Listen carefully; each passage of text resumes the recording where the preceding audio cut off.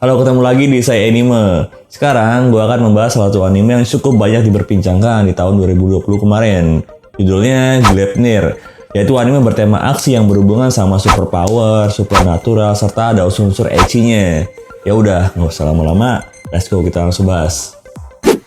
Seperti kebanyakan anime pada umumnya, anime Gleipnir juga merupakan hasil adaptasi manga dengan judul yang sama, karya Shun Takeda yang diterbitkan melalui Kodansha Shonen Magazine pada Oktober 2015 sebanyak 9 volume. Kemudian diadaptasi dalam versi anime pada Juni 2020 sebanyak 13 episode saja. Tapi kabarnya sih anime ini bakal dilanjut ke season berikutnya.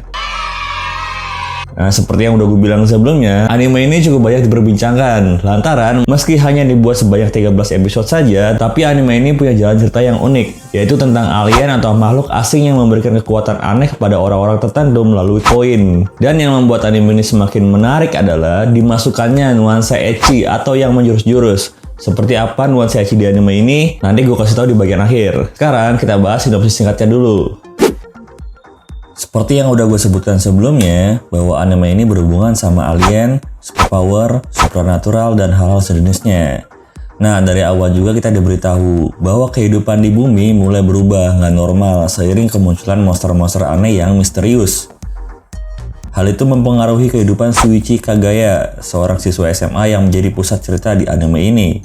Awalnya, kehidupan Shuichi tampak normal seperti anak-anak sekolah lainnya. Namun suatu waktu, dia merasakan ada sesuatu yang aneh pada tubuhnya. Tiba-tiba saja indera penciumannya menjadi sangat tajam.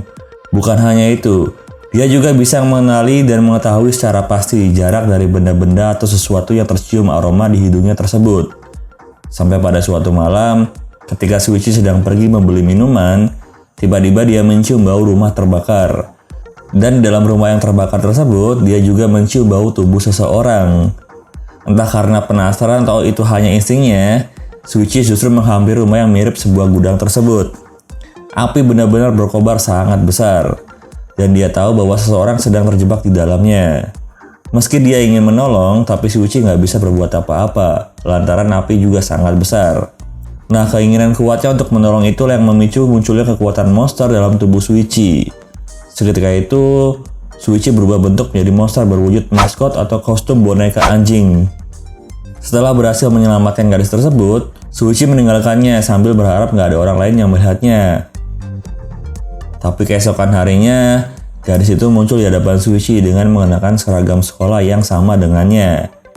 Shuichi jelas kaget. Dan yang lebih mengagetkan lagi, gadis itu mengatakan bahwa dia tahu bahwa Shuichi bisa berubah menjadi monster. Gadis yang bernama Aoki Claire itu bercerita bahwa ada banyak monster-monster di luar sana yang sama seperti Shuichi, tapi dengan bentuk dan kekuatan yang berbeda-beda. Serta dia juga bercerita bahwa penyebab munculnya manusia yang berubah menjadi monster adalah karena koin misterius. Koin tersebut dapat mengubah pemiliknya menjadi monster atau bisa punya kekuatan. Meski Claire punya koin itu, tapi dia sendiri nggak tahu caranya. Oleh karena itulah, dia merekayasa kebakaran sebelumnya supaya dapat diselamatkan oleh Shuichi. Dengan harapan dia sendiri bisa melihat secara langsung monster tersebut dan berharap bisa mengungkap rahasia di baliknya. Alasan lain kenapa Claire sangat tertarik dengan para monster adalah karena koin misterius miliknya yang dia dapat dari kakak perempuannya yang juga bisa berubah menjadi monster. Gara-gara koin tersebut, kakak perempuannya sampai rela membunuh orang tua mereka sendiri. Makanya, Claire sangat terobsesi dengan para monster beserta rahasia di baliknya agar dapat membalas kematian orang tuanya kepada kakak perempuannya itu. Di saat mereka sedang mengobrol, muncullah monster lain yang ingin merebut koin milik Claire. Dan terjadilah pertarungan. Tapi Shuichi belum terbiasa menggunakan bentuk monsternya. Dia terlihat sangat kewalahan.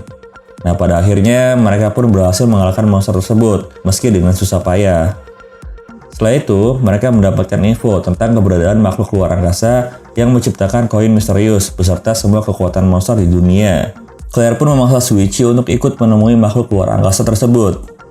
Nah, ketika mereka sudah bertemu dan mengobrol dengan makhluk itu, di sini kita diberitahu fakta tentang alasan makhluk luar angkasa tersebut datang ke bumi, proses penciptaan kekuatan monster, kegunaan koin-koin misterius bagi si penggunanya, dan fakta-fakta lainnya. Nah, setelah mendengar hal itu, Shuichi pun menanyakan alasan kenapa dia dapat berubah menjadi monster.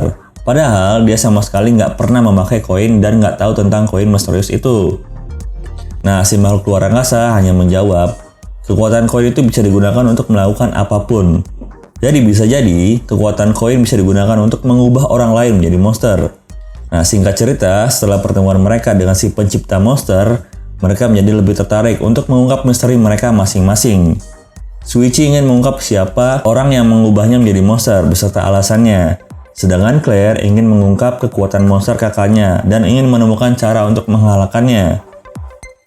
Oh ya, Claire ini nggak punya kekuatan monster. Dia hanya pemilik koin yang nggak mau menggunakan koin untuk dirinya sendiri. Tapi mengetahui bentuk monster Shuichi adalah bentuk kostum atau maskot, Claire memutuskan untuk masuk ke dalam tubuh monster Shuichi ketika sedang ingin bertarung, dengan asumsi bahwa hal itu bisa menambah kekuatannya. Nah, cerita selanjutnya diisi perjuangan mereka untuk mengalahkan monster-monster lain yang memiliki kekuatan serta bentuk yang berbeda-beda demi bisa mendapatkan koin-koin tersebut. Tapi setelah mengalami beberapa pertarungan dan setelah mengetahui fakta bahwa jika ada seseorang yang sudah mengumpulkan 100 koin, maka dia bisa mendapatkan kekuatan luar biasa yang mungkin cukup untuk menghancurkan dunia, misi Shuichi sedikit demi sedikit berubah. Dia nggak lagi memikirkan pencarian orang yang telah mengubahnya menjadi monster, melainkan dia lebih ingin mengumpulkan koin sebanyak-banyaknya untuk mencegah orang lain melakukan penghancuran. Nah, pertanyaannya, apakah mereka dapat menyelesaikan misi mereka masing-masing di anime ini? Dan yang paling penting, dapatkah mereka mengungkap misteri di balik keberadaan si makhluk asing tersebut? Nah, silakan tonton sendiri animenya.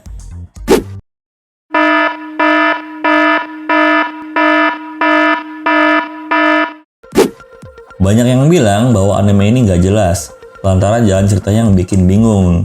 Ya, memang ada bener juga sih. Kekurangan anime ini memang ada di penyajian jalan ceritanya. Dengan tema fantasi, wajib hukumnya bagi sang kreator untuk menjelaskan secara rinci mengenai kejadian, fenomena, atau alasan diciptakannya hal-hal aneh agar dapat diterima oleh akal sehat penonton.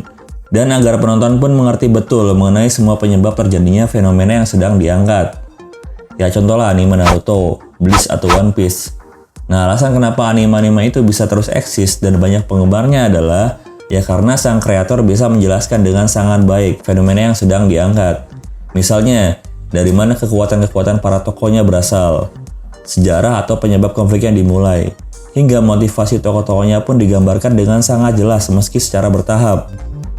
Intinya, fantasi adalah bagaimana kita menciptakan dunia baru yang berbeda dari dunia yang sebenarnya. Sehingga wajib hukumnya untuk mengenalkan dunia baru itu kepada para penonton terlebih dahulu. Tapi di anime ini kurang begitu jelas. Misalnya, penonton nggak punya cukup gambaran kenapa banyak orang bisa berubah menjadi monster. Atau alasan kenapa banyak orang mencari koin-koin dengan nyawa sebagai taruhannya. Atau kenapa orang-orang bisa dengan mudahnya tahu bahwa koin itu berasal dari makhluk asing. Mungkin ini yang bikin bingung menonton. Sehingga kita hanya bisa melihat pertarungan para monster tanpa mengerti motivasi mereka yang sebenarnya. Jadi seolah-olah pertarungan-pertarungan tersebut hanya pertarungan sia-sia, nggak ada maknanya. Belum lagi mengenai tujuan si makhluk asing atau alien. Penonton juga nggak dapat informasi kenapa alien tersebut terdampar di bumi dan menyuruh orang-orang mengumpulkan koin-koin agar dia bisa memperbaiki pesawatnya untuk pulang. Padahal digambarkan alien tersebut punya kekuatan yang besar. Yang bikin bingung adalah kenapa dia nggak pakai kekuatannya itu untuk pulang sendiri. Apakah ada sesuatu yang membuatnya berada di bumi? Misteri ini yang belum terpecahkan di akhir anime ini. Ya, gue ngerti, toh anime ini cuma 13 episode. Pasti bakal padat banget kalau dijabarin semua.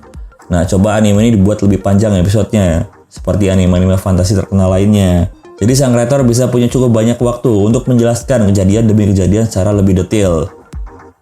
Tapi di balik itu semua, sebenarnya anime ini cukup unik, di mana sumber kekuatan dan penyebab seseorang menjadi monster adalah karena koin milik alien yang dimasukkan ke dalam vending machine untuk mengeluarkan minuman, dan minuman inilah yang membuat manusia menjadi monster. Mungkin ide cerita yang seperti ini terbilang mengada-ada dan di luar akal sehat. Tapi kalau dalam dunia anime, kayaknya semua hal bisa saja terjadi. Jadi sah-sah aja manusia dapat berubah menjadi monster karena koin yang dimasukkan ke vending machine untuk mengeluarkan minuman yang bisa mengubah seseorang menjadi monster. Satu hal lainnya yang membuat anime ini banyak diperbincangkan adalah adanya unsur-unsur ecchi yang lumayan bikin para wibu cenat-cenut. Adegan Claire ketika memasuki tubuh monster Shuichi, sikap Claire yang bodoh amat sama tubuhnya dilihat orang, Adegan Claire yang dengan entengnya ganti baju di depan Shuichi serta beberapa adegan sama jurus-jurus lainnya cukup membuktikan bahwa anime ini memasukkan unsur ecchi di dalamnya. Tapi unsur ecchi dalam istilah anime dan manga ini jangan disamakan dengan hentai, karena keduanya sedikit berbeda. Jika hentai ada adegan mantap-mantapnya, sedangkan ecchi nggak ada. Ya palingan cuma ada adegan setengah telanjang doang. Ya kalaupun ada yang fullnya, palingan juga disensor bagian anunya. Nah, kalau kalian penasaran sama animenya, silahkan kalian cari sendiri. Atau kalau mau tahu lebih lengkapnya, kalian bisa juga cari versi manganya.